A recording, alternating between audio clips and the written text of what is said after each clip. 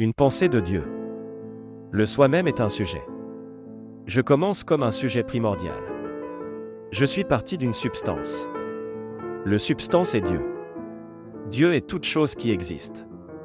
Je suis une des choses. Je suis une pensée. Une pensée qui est passée. Ma vie est un moment. Je suis passé. J'existe dans une chaîne. Je n'ai aucune base. Une fondation est une fantaisie. Je suis une fantaisie. Une pensée de Dieu. Je suis un signe créé par Dieu. Le signifié, le sens, fonctionne comme un signifiant. Un signifie, un sens, existe dans un ordre comme le signifiant. L'écriture phonétique occidentale est limitée. Nous considérons le signifié comme l'objectif, mais lorsqu'il s'agit d'arbres ou de voitures, chacun pense différemment. Peut-être pensez-vous à un arbre à feuilles persistantes et à une Kia, et je pense à un chêne et à une Ford. Il n'y a pas qu'un seul arbre ou une seule voiture auquel nous pensons tous lorsque nous entendons les mots arbre ou voiture. Nous utilisons les signifiés comme signifiants. Il n'existe pas de réalité singulière avec laquelle nous sommes d'accord, mais il existe des règles avec lesquelles nous sommes d'accord. Nous sommes d'accord sur le fait que quelque chose existe, mais pas sur des choses spécifiques. Ensuite, dans le jeu de langage, nous concevons des règles selon lesquelles nous utilisons les mots dans des contextes particuliers. Il n'y a pas de relation directe entre les signes, en particulier le signifiant, et réalité lorsqu'ils sont utilisés dans le langage. L'écriture phonétique de l'Occident est limitée dans le temps et l'espace. La voix est plus près de l'âme. Nous croyons que la voix est plus proche de l'âme. Lorsque vous parlez à quelqu'un, c'est comme si vous écoutez son âme.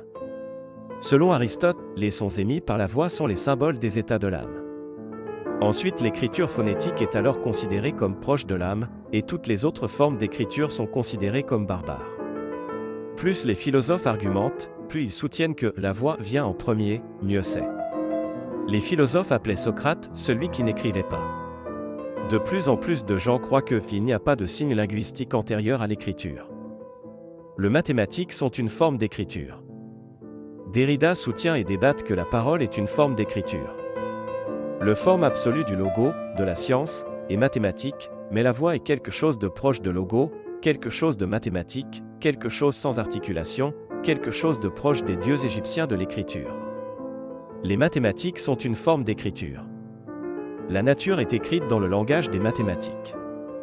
L'écriture est la condition de la science, pas un exil. Nous savons parler grâce à l'existence d'écriture. L'écriture est à l'origine de la parole et de la science. Le château fonctionne comme un ordre symbolique. L'écriture est basée sur le contexte. Le contexte est comme un château aux murs poreux.